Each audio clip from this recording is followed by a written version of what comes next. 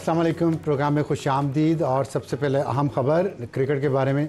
New Zealand ने पाकिस्तान को white wash कर दिया वनडे सीरीज़ में भी, और इससे पहले T20 सीरीज़ भी न्यूजीलैंड जीत चुका है। और 3 मैचेस की ये वनडे सीरीज़ थी जिसमें तीनों मैचेस न्यूजीलैंड की टीम जीत गई। और पाकिस्तान के जो क्रिकेट के शायकीन हैं उनके लिए मुसलसल बुरी खबरें ही आ रही हैं।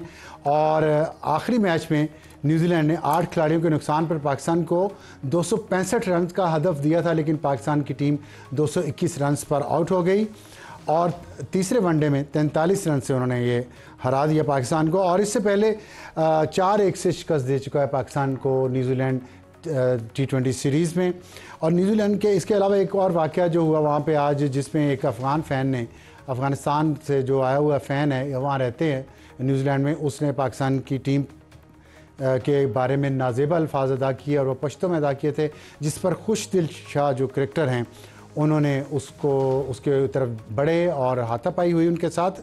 और उसके बाद ज़ाहिर है कि खुशदिल शाह ने मना भी किया पहले कि आप ये इस तरह की बातें ना करें। तो एक तलखी जो पाकिस्तान और अफ़गान लोगों के दरमियान बहुत अरसे से है, उसका इजहार हमने आज हज़ारों मील दूर न्यूजीलैंड के क्रिकेट ग्राउंड पर भी देखा। हालांकि क्रिकेट जो है वो एक जेंटलमैन गेम है। अब आते हैं हम आज के प्रोग्राम की तरफ। हमारी आज की टॉप स्टोरी होगी कि खैबर पख्तूनख्वा, वहाँ पे एक दहशतगर्दी के ख़िलाफ़ जंग जारी है। बलूचिस्तान, वहाँ दहशतगर्दी BLA की तरफ से जारी है और खैबर पख्तूनख्वा में TTP की तरफ से। तो इन दोनों सूबों में से पाकिस्तान के लिए मुश्किलात हैं और बहुत ज़्यादा बुरी ख़बरें आ रही हैं। लेकिन अब हम देख रहे हैं कि खैबर पख्तूनख्वा और बलूचिस्तान के बाद शायद सिंध भी नाराज़ हो रहा है, जिससे जो हाइब्रिड निज़ाम है उसके लिए मुश्किलात जो हैं वो बढ़ रही हैं। और कैसे इन मुश्किलात पर काबू पाया जाएगा, क्योंकि जो पानी का मसला है, अब सिंध ने, पहले पाकिस्तान पीपल्स पार्टी की हुकूमत ने कुछ नहरों के निकाले जाने पर एग्री किया था, लेकिन उसके बाद वहाँ जो कौम परस्त जमातें हैं उन्होंने इसकी सख्त मुखालफत की और पाकिस्तान पीपल्स पार्टी को सिंध में अपनी सियासत बचाने के लिए एक कौम परस्त स्टैंड लेना पड़ा, जो वो ले रहे हैं और अच्छे तरीके से लेकिन ले रहे हैं। देखना ये है कि ये जो निज़ाम के लिए जो चैलेंजेस बढ़ते जा रहे हैं, इसको निज़ाम कैसे हैंडल करेगा। इसके लिए हमें ज्वाइन किया है सेनेटर इरफान सिद्दीकी साहब ने, रहनुमा है पाकिस्तान मुस्लिम लीग नून के। और हमारा आज का हॉट इशू होगा PTI की अंदरूनी लड़ाई अब बीच चौराहे में आ गई है। दोनों तरफ से एक दूसरे पर करप्शन के सख्त इल्ज़ामात लगाए जा रहे हैं। और करप्शन वो नारा था जिसको लगाकर पाकिस्तान तहरीक इंसाफ ने पाकिस्तान की नौजवान क़यादत को, नौजवान नस्ल को अपनी तरफ मुतवज्जह किया और उनको लाने वाले, उस जमात को बनाने वाले, उन्होंने भी पाकिस्तान की जो दूसरी सियासी जमातें थी जिनमें जजेस थे, जर्नल थे, मीडिया के लोग थे, उन्होंने पेंट किया कि दूसरी सियासी जमातें, उनके तमाम रहनुमा करप्शन में लुथड़े हुए हैं, चोर हैं, डाकू हैं। और लेकिन पाकिस्तान तहरीक इंसाफ के लोग जो हैं वो बहुत ईमानदार और बहुत सुलझे हुए, बहुत पढ़े लिखे हैं। लेकिन अब जिस तरह बैरून मुल्क और अंदरून मुल्क करप्शन के संगीन इल्ज़ामात PTI की लीडरशिप पर लग रहे हैं, इससे PTI को क्या नुकसान होगा और क्या वो इससे सर्वाइव कर पाएगी, इस पे बैरिस्टर उमैर न्याजी साहब हमें ज्वाइन करेंगे, मेंबर कौमी असम्बली पाकिस्तान तहरीक इंसाफ। और हमारा आज का एडिटोरियल होगा उन टैरिफ पे जो ट्रंप ने लगाए हैं, जिसमें पाकिस्तान भी शामिल है, और उस टैरिफ के लगाने से पाकिस्तान को किस तरह इसका मुकाबला करना है। और हम देख रहे हैं कि अभी तक मुसलसल फोकस इस बात पे है कि वियतनाम और कंबोडिया और बांग्लादेश की टेक्सटाइल मिलें या उनका बिज़नेस बैठ जाएगा, जिसका ऑटोमेटिकली फ़ायदा हमें होगा, क्योंकि वहाँ पे टैक्स ज़्यादा लगा है, टैरिफ ज़्यादा लगा है, हम पे कम लगा है। लेकिन जो ताज़ा तरीन ख़बरें हैं उसके मुताबिक सिचुएशन बदल रही है और वियतनाम और कंबोडिया ने अमेरिका से मुज़ाकरात शुरू कर दी हैं इस टैरिफ का मुकाबला करने के लिए, इसको कम करने के लिए। तो क्या हम दुआएं करते रहेंगे, बददुआएं देते रहेंगे दूसरे मुल्कों को, या टेक्सटाइल सेक्टर के अलावा भी ऐसे सेक्टर्स हैं जिस पर हम अगर फोकस करें तो ये हमारे लिए एक बहुत बड़ी अपॉर्चुनिटी हो सकती है। इस पर हम अपने एडिटोरियल में बात का आगाज़ करते हैं सेनेटर इरफान सिद्दीकी साहब से। सर अस्सलाम वालेकुम। वालेकुम अस्सलाम। सर हमारी आज की टॉप स्टोरी, खैबर पख्तूनख्वा बलूचिस्तान के बाद सिंध भी नाराज़। क्या ये निज़ाम जो हैं जो चल रहा है और जिसमें पाकिस्तान मुस्लिम लीग नून ड्राइविंग सीट पे है, को ड्राइविंग सीट पे चलें, तो उसमें उसके लिए चैलेंजेस आप समझ से बढ़ते जा रहे हैं। जबकि अली मीन गंडापुर ने कल ये प्रेस कॉन्फ्रेंस में कहा कि अगर CCI की मीटिंग इस महीने नहीं होती तो वो ना सिर्फ वहाँ के सरकारी मुलाजमीन को, पुलिस को, बल्कि आवाम को लेके इस्लामाबाद आ जाएंगे। कैसे देखते हैं आप इन चैलेंजेस को? बहुत शुक्रिया अबसार, आपने बड़ी जामे और तफसीली गुफ्तगू में अपने इब्तदाइये में सारे ही मामलात की निशानदेही कर दी है, और जो बड़े हसास हैं इसमें कोई शक नहीं है। और फेडरेशन की मजबूती के हवाले से, उसके इस्तेहकाम के हवाले से, उसकी इक़्तिसादी तरक्की के हवाले से, जमहूरी निज़ाम के इस्तेहकाम के हवाले से, ये सारी चीज़ें बड़ी अहमियत रखती हैं। जहाँ तक बलूचिस्तान में BLA की हालिया जो सर्ज है उसका ताल्लुक़ है, तशवीशनाक है। और जो जाफ़र एक्सप्रेस के वाक़े के बाद इसने एक नई मेरा ख़्याल है कि सतह को अबूर किया है, नई हद को अबूर किया है, जिससे रियासत के इदारों को मज़ीद चौकन्ना होना पड़ा है कि इस तरह की जो सूरत हाल है और इस तरह की जो दहशतगर्दी है उससे निपटने के लिए हमें क्या करना चाहिए। एक पहलू तो ये है कि जो लोग पहाड़ों पे हैं या बाहर की डायरेक्ट इमदाद ले रहे हैं, अब उसमें शक व शुबा की गुंजाइश नहीं है कि उनके पास पैसा कहाँ से आता है, उनके पास हथियार किस तरह आ रहे हैं, उनकी प्लानिंग कैसे होती है, वो हमला कश कैसे होते हैं।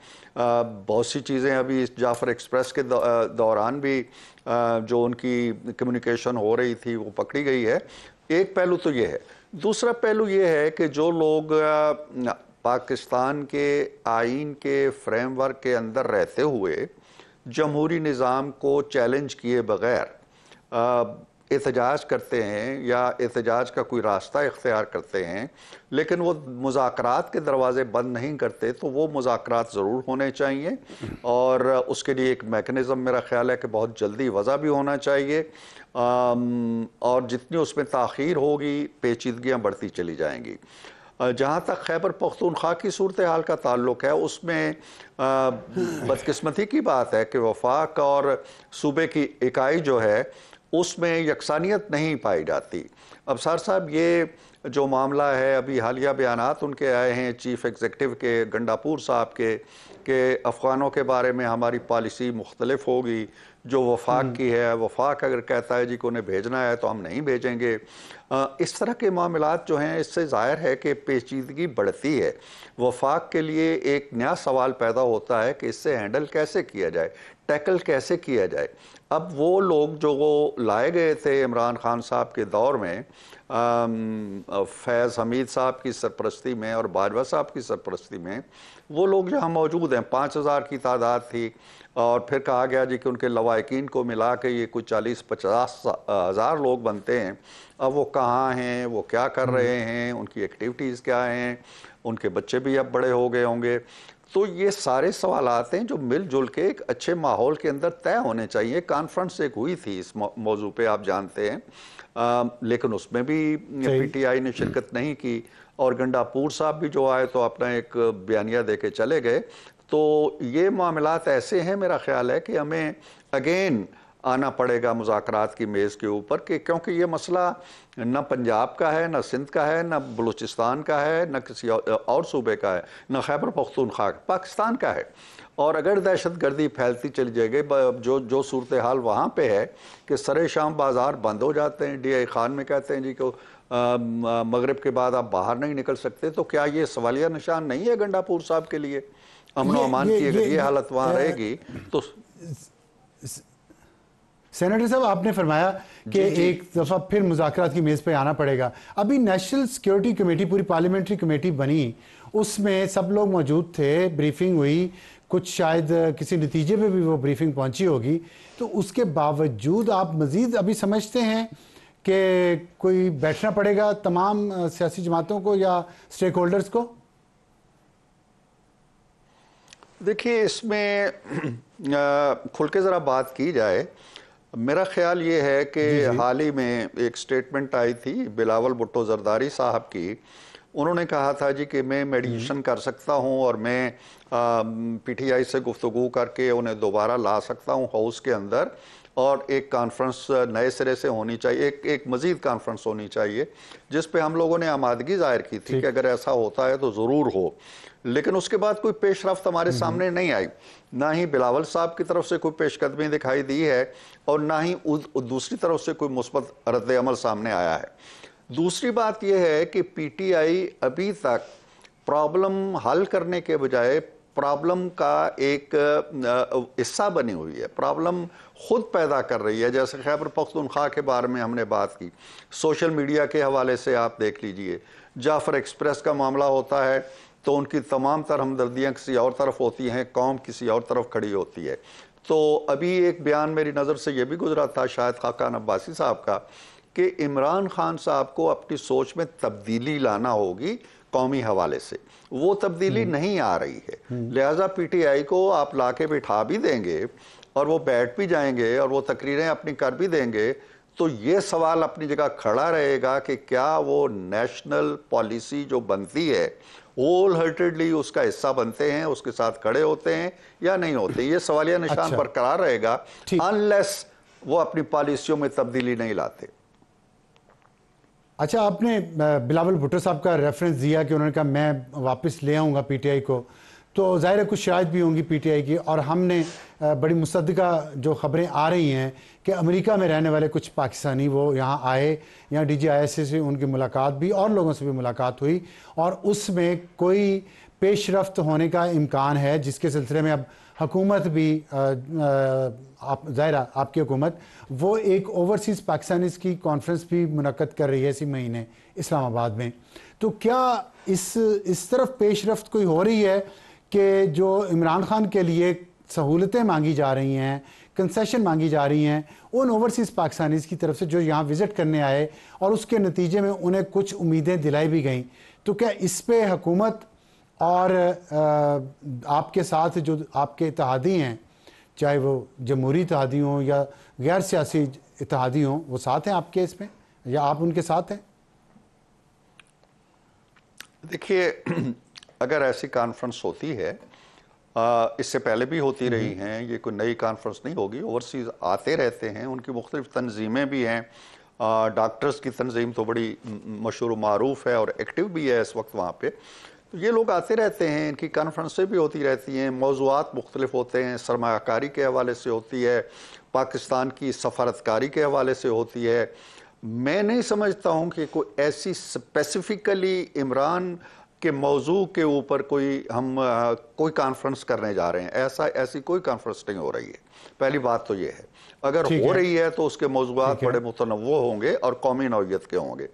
दूसरी बात यह है कि जहाँ तक खान साहब की को सहूलियात का ताल्लुक है या उनको मराहत का ताल्लुक है या एक कैदी के तौर पर जो सलूक उनके साथ होना चाहिए, मैं तो पहले भी कह चुका हूँ शायद आपके साथ प्रोग्राम में कि जितनी सहूलियात उन्हें हासिल हैं इतनी शायद ही किसी दूसरे सियासी कैदी को हासिल रही हो। नंबर एक, जितनी मुलाकातें उनके साथ हुई हैं अब तक पौने 2 साल के अंदर, इतनी मुलाकातें किसी और कैदी के साथ, मैं तो पूरी हिस्ट्री की बात करता हूँ, इसमें 9-9, 10-10 साल के जरदारी साहब की कैद भी शामिल है, हमारे गिलानी साहब की लंबी कैद शामिल है, मियाँ साहब की कैद शामिल है।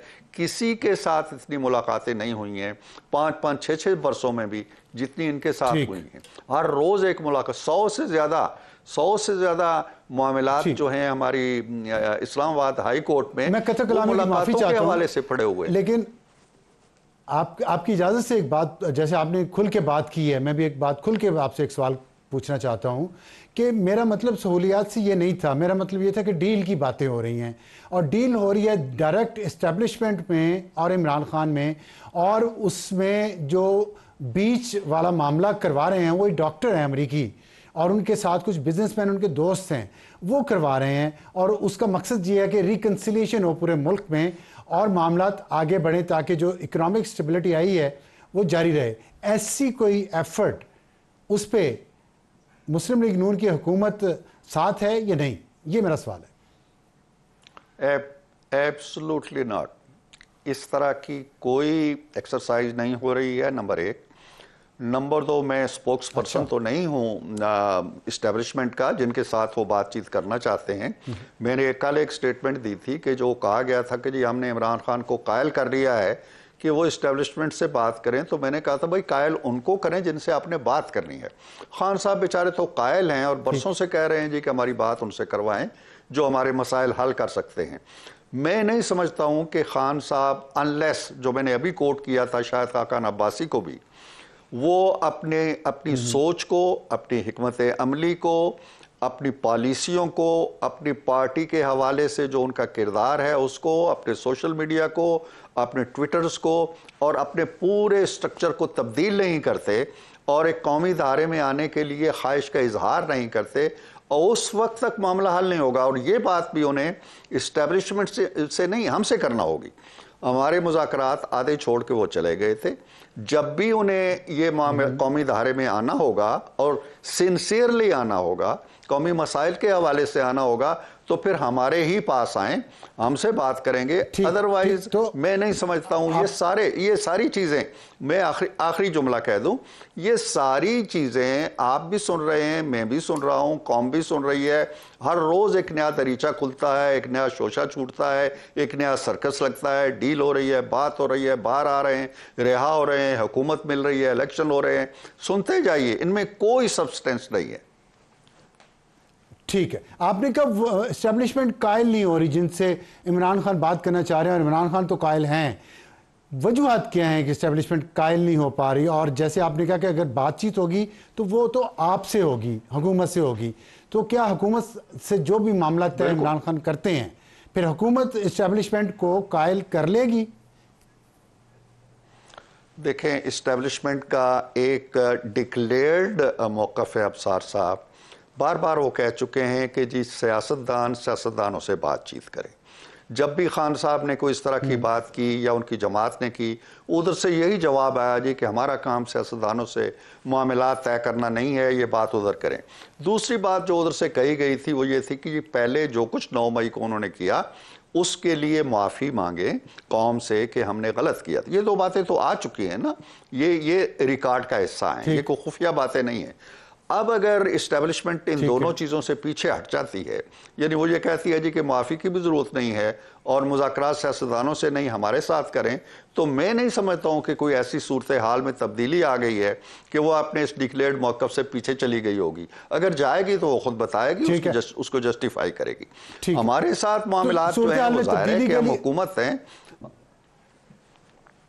जी सूरत हाल में तब्दीली की बात करो, उसमें सबसे बड़ी रुकावट हमें जो मालूम है वो ये है कि जो डिजिटल मीडिया पे जो कुछ हो रहा है और उसमें बाहर लोग बैठे हैं, वो पैसे कमा रहे हैं, और खान साहब को वो चाहते हैं कि वो कोई मुफाहमत की बात ना करें, रिकन्सिलेशन की बात ना करें, जैसे शायद खाकान अब्बासी ने कहा कि वो कौमी धारे में आने की वापस कोशिश ना करें।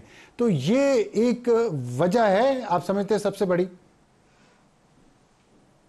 देखें, ये वो सूरत हाल है कि जो उन्होंने एक लश्कर खड़ा किया था सोशल मीडिया पे, अब वो उसके हिसार में आ गए, खुद उसके चुंगल में आ चुके हैं, खुद उसकी गिरफ्त में आ गए, खुद उसके यरगमाल हो चुके हैं, उससे निकल नहीं पा रहे। खान साहब के नाम से जो ट्वीट होते हैं, जिसे खान साहब ऑन करते हैं, उनके ब्लू टिक से होते हैं, वो भी कहीं और से हो रहे हैं, और वो ऐसे हैं, अब तक उनकी टोन, उनका लहजा, उनका कंटेंट ऐसा नहीं है जो प्रो कौमी धारे की निशानदेही करता हो।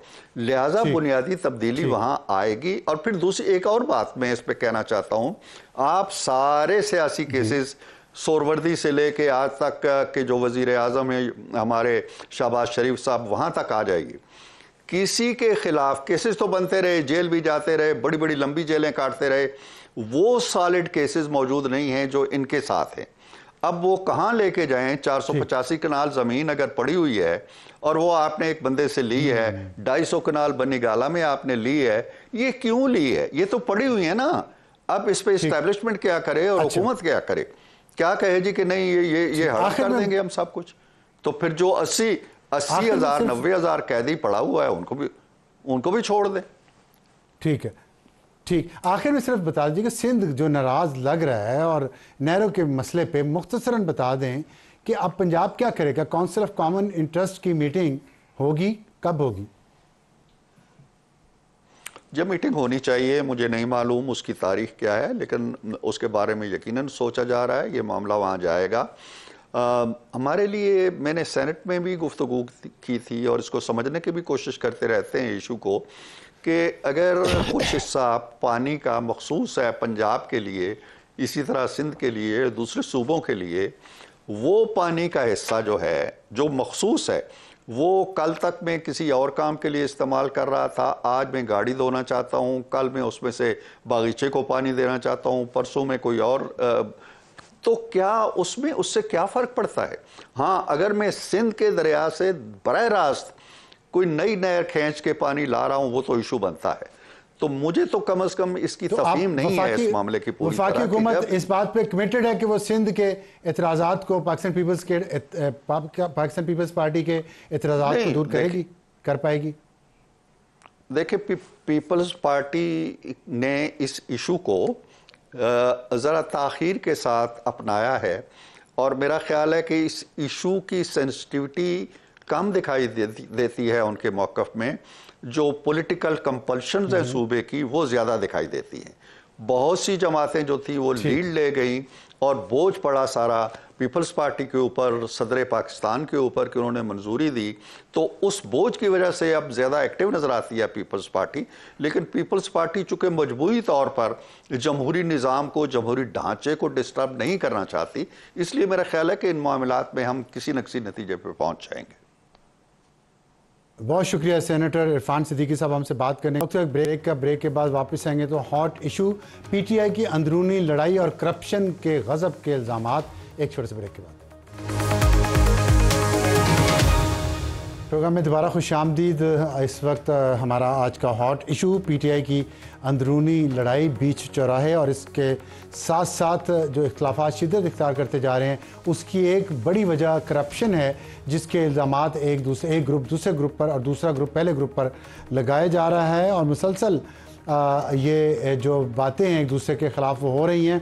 इसके बावजूद कि अली मीन गंडापुर साहब ने कल फरमाया कि इमरान खान का हुक्म आया कि असद कैसर, आतिफ खान और शहराम तरकई साजिशी हैं, इन्हें सूबाई असम्बली का टिकट नहीं देना, और जिसके जवाब में असद कैसर, आतिफ खान और शहराम तरकई ने मरकज़ी क़यादत से अली मीन गंडापुर के ख़िलाफ़ बयान पर तहकीकात का मुतालबा किया है और उन्होंने कहा कि इस तरह के बयान से बानी पीटीआई को रिहा करवाने की तहरीक पर कोई नुकसान पहुंचेगा। और इसके साथ एक अलग जो ट्रैक चल रहा है, ये एक ट्रैक है, दूसरा ट्रैक जो है वो सूबाई हुकूमत जो है उसकी जो पार्टी की अंदरूनी एहतसाब कमेटी ने, ज़ाहिर पार्टी के सूबाई सदर तो अब जुनैद अकबर साहब हैं, वो एक अलग ग्रुप है, वहाँ अंदरूनी एहतसाब कमेटी ने तैमूर सलीम झगड़ा पर, जो वज़ीर ख़जाना थे सूबाई हुकूमत के पिछली हुकूमत में और पीटीआई से उनका ताल्लुक़ है, उन पर 36 अरब करप्शन की तहकीकात शुरू कर दी है और उसके लिए बानी से वो पीटीआई के बानी इमरान खान से इजाज़त भी लेने जा रहे हैं। और इसके बाद एक और ट्रैक है जिसमें स्पीकर खैबर पख्तूनख्वा असम्बली बाबर सवाती के ख़िलाफ़ करप्शन तहकीकात के मामले में पेशरफ्त हुई है और उन्होंने इंटरनल अकाउंटेबिलिटी कमेटी को अपना जवाब जमा करवा भी दिया है। और पाँचवें ट्रैक पे ये कहा जा रहा है कि ये अंदरूनी इख्तलाफात और अली मीन गंडापुर जो कुछ कर रहे हैं इसलिए कर रहे हैं कि उनकी अपनी हुकूमत, अपनी वजारत आला जो है जाने वाली है, उनकी छुट्टी होने वाली है और पीटीआई की जो सियासी कोर कमेटी है उन्होंने अली मीन के बयानात को इमरान खान के सामने उठाने का फ़ैसला किया है और उन पर मुसलसल ये इल्ज़ाम लगाया जा रहा है बाहर बैठे यूट्यूबर्स की तरफ से अली मीन गंडापुर पर, जो वज़ीर आला खैबर पख्तूनख्वा के वो कॉम्प्रोमाइज़्ड हैं, वो किसी और की गेम कर रहे हैं, वो खान के साथ मुखलिस नहीं हैं। लेकिन अभी हाल ही में खान साहब के साथ उनकी बहुत लंबी मुलाकात हुई बैरिस्टर साहब के साथ, तो इन तमाम इश्यूज़ पर बात करते हैं हम। बैरिस्टर उमैर न्याज़ी साहब जो मेंबर कौमी असम्बली पाकिस्तान तहरीक इंसाफ, बैरिस्टर साहब ये बताइएगा, सबसे पहले मैं ये जानना चाहता हूँ कि हमाद अज़हर ने पार्टी ओहदे से इस्तीफ़ा दिया और आज़म सवाती साहब ने इमरान खान साहब को जाके शिकायत लगाई है हमाद अज़हर के ख़िलाफ़ कि आलिया हमज़ा को पंजाब के नए सदर के तौर पे वो काम नहीं करने दे रहे, इसलिए हमाद अज़हर ने गुस्से में आके इस्तीफ़ा दिया है। ये कहाँ तक दुरुस्त है? और बिस्मिल्लाहिर्रहमानिर्रहीम। देखें, जितना आपने मीडिया से सुना बाबर, बेसिकली सबाती साहब ने आके प्रेस कॉन्फ्रेंस एक की, मगर आपने देखा आलिया हमज़ा भी उधर बाहर मौजूद थी, उन्होंने भी प्रेस टॉक की। बुनियादी तौर पे देखें, आलिया हमज़ा को खान साहब ने ऑर्गेनाइज़र लगाया और एज ऑर्गेनाइज़र वो अपना भरपूर काम कर रही हैं, और मैं नहीं समझता कि उन्हें अपने काम में किसी तरह की कोई रुकावट पेश आ रही है फ्रॉम पॉलिटिकल साइड। देखिए, वो जगह जगह जा भी रही हैं, मुख्तलिफ़ जगह पे रैलीज़ को लीड कर रही हैं, पार्टी क़यादत को मोबिलाइज़ कर रही हैं, जो खान साहब ने टास्क दिया उस पर पूरा उतर रही हैं।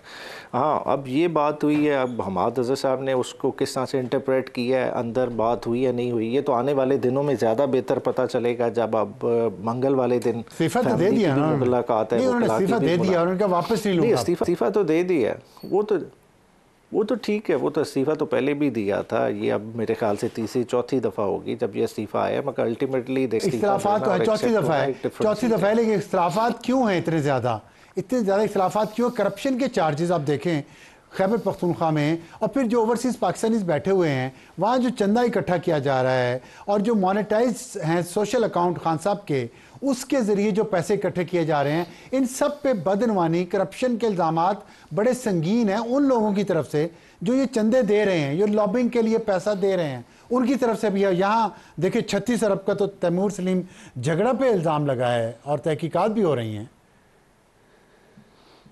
अच्छा, देखें, जो आप कह रहे हैं ना, गवर्नमेंट लेवल पे इल्ज़ाम आते हैं। अब देखें, ये तहरीक इंसाफ की गवर्नमेंट है जो इतनी विजिलेंट है कि वो चाहे करप्शन हुई या नहीं हुई, अपने प्रोजेक्ट्स को मॉनिटर कर रही है, उनके री ऑडिट्स करा रही है। क्या पंजाब में इस तरह से हो रहा है? क्या फेडरल लेवल पे ये हो रहा है?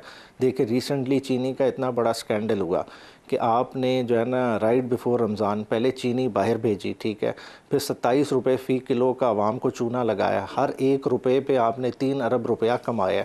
क्या उस किसी ने देखा? देखिए, ये तहरीक इंसाफ की गवर्नमेंट है। हालांकि फ़ेडरल गवर्नमेंट को चाहिए था कि अगर उन्हें लगता था, पिछले CMs का कराते हैं ना एहतसाब, उनको, क्योंकि जिन्होंने प्रेस कॉन्फ्रेंस कर ली वो साफ़ सुथरे हो गए, उनको कवर मिल गया। ठीक है, ये तो इंटरनली है, चार्जेस नहीं होंगे, बेस होंगे आपका। पिछले ये बात आपकी बहुत मुनासिब है कि पिछले चीफ मिनिस्टर का एहतसाब होना चाहिए था, लेकिन वो आप बात करें परवेज़ खटक की, जो 2008 में बने थे चीफ मिनिस्टर, और उसके बाद उनकी चीफ मिनिस्ट्री का दौर पूरा हुआ तो खान साहब ने उनको वज़ीर दिफा अपनी वफाकी काबीना में बनाया, एहतसाब नहीं किया उनका। चलें, अभी भी करना चाहिए, मैं ये नहीं कहता कि अभी नहीं करना चाहिए, अभी भी करना चाहिए था, ये बात दुरुस्त है। लेकिन सवाल ये है कि PTI तो आई करप्शन के खिलाफ जिहाद के नाम पे, फिर इतने बड़े बड़े लीडर उनके, वज़ीर आला खैबर पख्तूनख्वा पे भी इल्ज़ाम हैं करप्शन के, उनके भाई पे भी हैं। तैमूर सलीम झगड़ा जो ब्लू आइड बॉय हैं PTI के, और बड़ी उनकी अच्छी रेपुटेशन है, उन पे 36 अरब करप्शन। ये बड़े लीडरों पे PTI के करप्शन के इल्ज़ाम लगे, तो फिर आप में पीपल्स पार्टी में और नून लीग में फ़र्क क्या है? एक ही जैसे हुए फिर तो। नहीं, यही तो फ़र्क है, यही तो देखें, यही तो फ़र्क है। देखें, PTI कितनी विजिलेंट है कि अपनी हुकूमत के दौरान एक स्ट्रिक आय रख रही है, चाहे करप्शन नहीं हुई, जहाँ भी अगर शिकायत भी आई है तो उस चीज़ को प्रोब कर रही है, इर्रेस्पेक्टिव के बंदा हमारा अपना हो। हम फिर भी उन चीज़ों को, प्रोजेक्ट्स को देख रहे हैं, उनका ऑडिट करा रहे हैं, हम किसी को फेवर नहीं दे रहे। हालांकि जहाँ नेशनल लेवल पे क्या पॉलिटिक्स हो रही है कि आप इमरान खान के ख़िलाफ़ बयान दें, आपके तमाम प्रोजेक्ट्स जितनी भी आपने करप्शन किया है उनको प्रोटेक्शन मिल जाती है, और इसकी बड़ी बड़ी मिसालें मौजूद हैं। लोगों ने अपने बिजनेसेस बचाए हैं इमरान खान की ज़ात को छोड़ने के पीछे। तो PTI ने तो फ़र्क ला रही है, मेरे ख्याल से इस चीज़ को अप्रिशिएट करना चाहिए। बाकी देखें, एहतसाब का जो अमल है PTI, उसमें किसी के साथ ज़्यादती नहीं होगी। अगर आप समझें कि अली अमीन अपनी पर्सनल स्कोर सेटिंग कर रहे हैं तो वो नहीं होगा, क्योंकि देखें, एक तो एहतसाब का अमल पार्टी खुद उसको इनिशिएट कर रही है, वो साफ़ सुथरा होगा। बाकी अदालतें मौजूद हैं उस चीज़ को लेने के लिए। देखें ना, अगर एंटी करप्शन का कोई नोटिस गलत होगा तो वो किधर चैलेंज होगा? वो हाई कोर्ट्स में होगा, जैसा आतिफ खान साहब ने चैलेंज किया, और वो चीज़ सेटिसाइड हो जाएगी। मैं आपकी बात से मुत्तफिक होने की कोशिश कर रहा हूँ, और एहतराम भी है मुझे आपकी राय का, लेकिन जो कुछ आप कह रहे हैं ना, जिन पे इल्ज़ामात लगे, वो ये बात नहीं कर रहे। वो ये नहीं कह रहे कि एहतसाब है, पार्टी के अंदर बड़ा अच्छा काम हो रहा है। वो कह रहे हैं इंतकामी कार्रवाई है और अंदरूनी इख्तलाफात की वजह से ये किया जा रहा है, वरना वो उंगलियां उठाते हैं उन लोगों पे जो अभी भी हुकूमत के अंदर हैं और उन पे करप्शन अभी भी किए जाने के इल्ज़ामात हैं। उनके खिलाफ तो कोई कार्रवाई नहीं हो रही। मैं नाम लेना नहीं चाहता इसलिए रहने दें, लेकिन आपके और उनके नैरेटिव में फ़र्क है जिन पर इल्ज़ामात लगे हैं। वो कहते हैं ये ज़ाती इंतकाम है, इख्तलाफात है पार्टी के अंदर, इसलिए हो रहा है ये। नहीं वो ठीक है, एक चलें मान लेते हैं अगर ज़ाती इंतकाम की वजह से भी हो रहा है तो क्या देखें अदालतें मौजूद नहीं हैं, एंटी करप्शन के नोटिस कहाँ चैलेंज होंगे, हाई कोर्ट में चैलेंज होंगी। और अगर बेसलेस नोटिस होंगे या कोई ऐसे मैटर्स हैं जो दोबारा से री इनिशिएट करने की कोशिश की जा रही है, जो इंक्वायरीज क्लोज हो गई हैं, तो अदालतें इसीलिए तो प्रोटेक्ट करने के लिए बैठी हुई हैं। मगर देखें ये जो देखने वाला अमल है कि देखें पीटीआई, ये अच्छी बात आपने की है कि ज़ाती इंतकाम भी है तो अदालतों से उनको इंसाफ मिल सकता है। लेकिन दूसरा सवाल यहाँ पे ये पैदा होता है आपकी इस बात के बाद कि अगर ज़ाती इंतकाम में एक दूसरे के साथ पार्टी लीडरशिप पड़ी हुई है पीटीआई की, और बाहर बैठे लोग अपने माल बनाए जा रहे हैं खान साहब को अंदर रख के, तो ये खान साहब को फिर रिहाई कैसे करवाएंगे? इससे तो पार्टी को नुकसान नहीं हो रहा। ज़ाती इंतकाम एक दूसरे से ले रहे हैं, खान साहब की रिहाई के बारे में कोई बात नहीं कर रहा। अच्छा देखें जो आप बात कर रहे हैं वो परसेप्शन ठीक है, वो एक हद तक एग्जिस्ट करता है कि शायद पीटीआई में उस तरह की लड़ाई है और उनका फोकस आउट है। मगर देखें एक बात हमें पल्ले बांध लेनी चाहिए कि इमरान खान को इस मौजूदा लीडरशिप ने नहीं निकालना है। इमरान खान को सबसे पहले इमरान खान की ज़ात ने ख़ुद निकालना है। इमरान खान इतनी टावरिंग पर्सनालिटी है, देखें इमरान खान के बिहाफ पे कोई समझे कहे कि मैं चीज़ों को मामलात को तय कर सकता हूँ तो वो बड़ी ही जो है ना एक बात वो हज़म नहीं होती। सेकेंडली इमरान खान और वोटर का एक डायरेक्ट कनेक्शन है, उसके बीच में कोई हायल नहीं है। जिस वक्त भी जो भी मूवमेंट बनेगी इमरान खान की रिहाई के लिए वो डायरेक्ट इमरान खान का वर्कर उसको लीड कर। अच्छा, इसका मतलब है कि बाहर से अमेरिका से जो डॉक्टर्स आए थे और यहाँ के मिले हैं कुछ लोगों से खान साहब की रिहाई की डील पे बात करने के लिए, वो भी नाकाम हो जाएंगे? देखें हर कोई कोशिश करता है, अपने तय कोशिश करेगा, जिसका जिधर कोई ताल्लुक़ होगा वो बात करेगा, पॉलिटिकली मामलात को सॉल्व करने की कोशिश करेगा। मगर जो इमरान खान साहब के मामलात हैं, देखिए जो पॉलिटिकल विक्टिमाइजेशन की गेम है, जितनी भी पीक पे चढ़ी गई वो इमरान खान ने सिंगल हैंडेडली फेस की है और उसको सेटल भी इमरान खान ने खुद ही करना है। ठीक, बहुत शुक्रिया बैरिस्टर उमैर ने। बात करने का वक्त हुआ है एक ब्रेक का। ब्रेक के बाद वापस आएंगे तो आज का एडिटोरियल और भी सेक्टर्स हैं टेक्सटाइल के सिवा एक्सपोर्ट्स पे तवज्जो देने के लिए, क्या इस पे पाकिस्तान की हुकूमत का कोई प्लान है या नहीं, एक छोटे से ब्रेक के बाद। और वक्त हुआ अभी हमारे आज के एडिटोरियल का, और एडिटोरियल का हमारा आज का मौजू है वो टैरिफ जो ट्रंप ने लगाए हैं पूरी दुनिया पे, और जिसमें हम कोशिश ये कर रहे हैं और पाकिस्तान में मीडिया भी इसी पे फोकस कर रहा है कि टेक्सटाइल सेक्टर्स में कैसे बेहतरी लाई जाए, जो कि मेरा ख्याल है कि एक फ्लॉड पॉलिसी है जिसकी तरफ इशारा किया है आज पाकिस्तान के फाइनेंस मिनिस्टर मोहम्मद औरंगज़ेब ने। और उन्होंने कहा कि पाकिस्तान में जितने भी सेक्टर इंडस्ट्रियल उन सब के लिए लाजमी करार दिया गया है कि वो कुछ ना कुछ एक्सपोर्ट ज़रूर करें, और यही एक तरीका है पाकिस्तान की एक्सपोर्ट्स को बढ़ाने का। वरना जो जिस बात पे हम शादियाने पे जा रहे थे कि वियतनाम पे तो 49% टैक्स लग गया है, कंबोडिया पे लग गया है, बांग्लादेश पे लग गया है जो पाकिस्तान से ज़्यादा है, तो इसलिए पाकिस्तान की टेक्सटाइल को फ़ायदा होगा। तो इतला के लिए अर्ज़ है कि बड़ी तेज़ी से दुनिया तो काम करती है, हमारी तरह बैठे मक्खियों पे मक्खियाँ नहीं मारते और छुट्टियों पे छुट्टियाँ नहीं करते। वियतनाम और कंबोडिया दोनों ने अमेरिका से मुज़ाकरात ऑलरेडी शुरू कर दिए हैं कि वो टैरिफ पे अमेरिका को रायतें देंगे और अमेरिका उनको रायतें देगा। तो जो हम बगलें बजा रहे हैं कि दुश्मन की तोपों में कीड़े पड़ें, उनकी टेक्सटाइल फैक्ट्रियां बंद होंगी तो हमारी एक्सपोर्ट बैठे बैठे बढ़ जाएगी, ऐसे नहीं होगा। वैसे भी हमारी अमेरिका को जितनी भी एक्सपोर्ट्स हैं उसका 75 से 80% ऑलरेडी टेक्सटाइल है, उससे ज़्यादा हम क्या भिजवा सकते हैं? हमारे पास कितनी फैक्ट्रियाँ हैं, कितना हमारे पास वैल्यू एडिशन हम कर सकते हैं। तो इसलिए दूसरे सेक्टर्स पर भी फोकस करना चाहिए, और उसमें बड़ी अहम जो चीज़ें हैं वो आपको बताना चाहता हूँ। अमेरिका की टॉप की जो उनकी इंपोर्ट्स हैं दूसरे मुल्कों से, उसमें सब पे टॉप पे गाड़ियां हैं, फिर गाड़ियों के पार्ट्स हैं, फिर फार्मास्यूटिकल्स हैं, फिर आईटी से जुड़ी तमाम अशियाँ हैं जिसमें कंप्यूटर और सेमीकंडक्टर चिप्स और स्मार्टफोन्स भी शामिल हैं।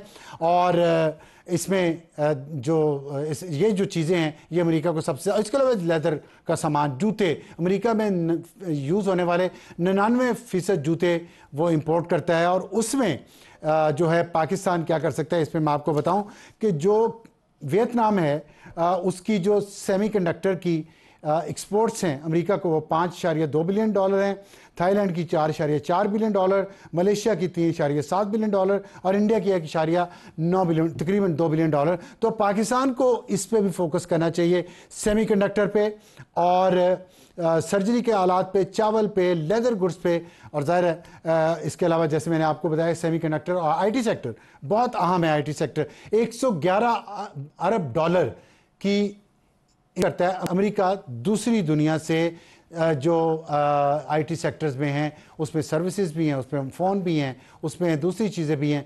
पाकिस्तान को चाहिए कि वहाँ भी अपना हिस्सा लेने की कोशिश करे और सारी तवज्जो सिर्फ टेक्सटाइल पे ना रखे, क्योंकि टेक्सटाइल पिछले 75 साल से भी टेक्सटाइल है। और बाय द वे पिछले 5000 साल से भी पाकिस्तान फैब्रिक एक्सपोर्ट करता है। जब हड़प्पा की तहजीब, मोहनजोदड़ो की तहजीब यहाँ पे थी, तब भी हम कपास उगा के और खाड़ियों में बना के भिजवाते थे मिस्र तक।